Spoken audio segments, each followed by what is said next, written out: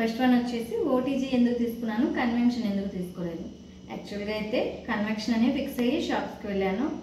అయితే అక్కడికి వెళ్ళిన తర్వాత 2-3 షాప్స్కి తర్వాత నాకు అర్థమైంది ఏంటంటే, ఇప్పుడు దేనికోసం మనం డిజైన్ చేసింది మనం దాని వరకు పర్ఫెక్ట్గా చేస్తుంది. ఇప్పుడు మైక్రోవేవ్ ఓవెన్ ఉంది, అది హీటింగ్ కానీ బాయిలింగ్ కానీ దాని వరకు అది పర్ఫెక్ట్గా చేస్తుంది.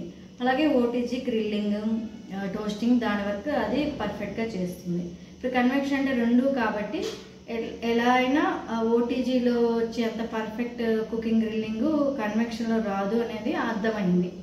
సో మనం బాయిలింగ్ అది మ్యాక్సిమం మనము స్టవ్ మీదే చేసుకుంటాము. మెయిన్ పర్పస్ వచ్చేసి మనకి గ్రిల్లింగ్ బేకింగే కాబట్టి ఓటీజీ బెటర్ అని అనిపించింది. సో ఓటీజీకి షిఫ్ట్ అయ్యాను. నెక్స్ట్ వచ్చేసి మార్ఫీ రిచార్డ్ బ్రాండ్ ఎందుకు తీసుకున్నాను. యాక్చువల్గా మంచి మంచి బ్రాండ్స్ చాలానే ఉన్నాయి. ఎల్జీ అని, శాంసంగ్, హైర్ మంచి బ్రాండ్స్ ఉన్నాయి. అలాగే మార్ఫీ రిచార్డ్స్ కూడా మోస్ట్ యూజ్డ్, దేనికైనా 2 years వారంటీ ఉంది.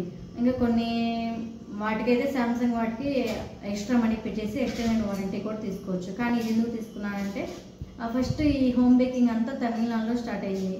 వాళ్ళు బాగా చేశారు. అప్పుడు మార్ఫీ రిచార్డ్ బ్రాండ్ ఎక్కువ యూజ్ చేశారు వాళ్ళంతా.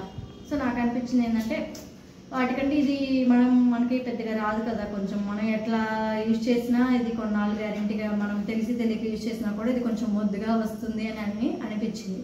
సో అందువల్ల మార్ఫీ రిచార్డ్ బ్రాండ్ పిక్ చేసుకున్నాను. నెక్స్ట్ థర్డ్ వన్ వచ్చేసి 54 లీటర్ కెపాసిటీ ఎందుకు తీసుకున్నానని. యాక్చువల్గా అయితే మనం హోమ్ పర్పస్గా 4 మెంబర్స్కి 30 లీటర్స్ వరకు సరిపోతుంది. 30 కంటే చిన్న తీసుకుంటే సరిపోదనే ఫీలింగ్ వచ్చేస్తుంది అనమాట. సరిపోదు, 2 times మళ్ళీ కుక్ చేయాలా అలా వచ్చేస్తుంది. 30 లీటర్స్ ఎబోవ్ అయితే బెస్ట్. అయితే 40 to 45 కూడా ఓకే, సరిపోతుంది. హోమ్ బేకింగ్ వాళ్ళకైతే మాత్రము 52, 54, 60 దాకా తీసుకోవాలి. సో అయితే నేను 52 తీసుకుందాం అనుకున్నాను, కానీ ఇప్పుడు 52 రావట్లేదు అనమాట.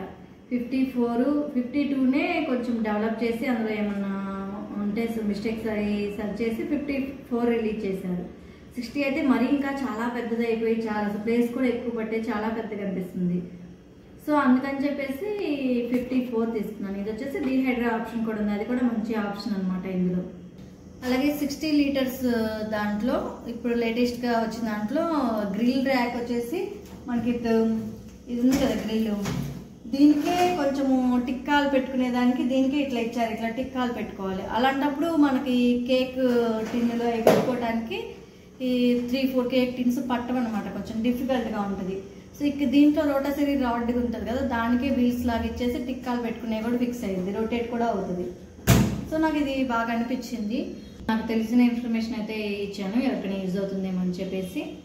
మీరు కొనేటప్పుడు కొంచెం మీరు రీసెర్చ్ చేసుకొని కొనుక్కోండి.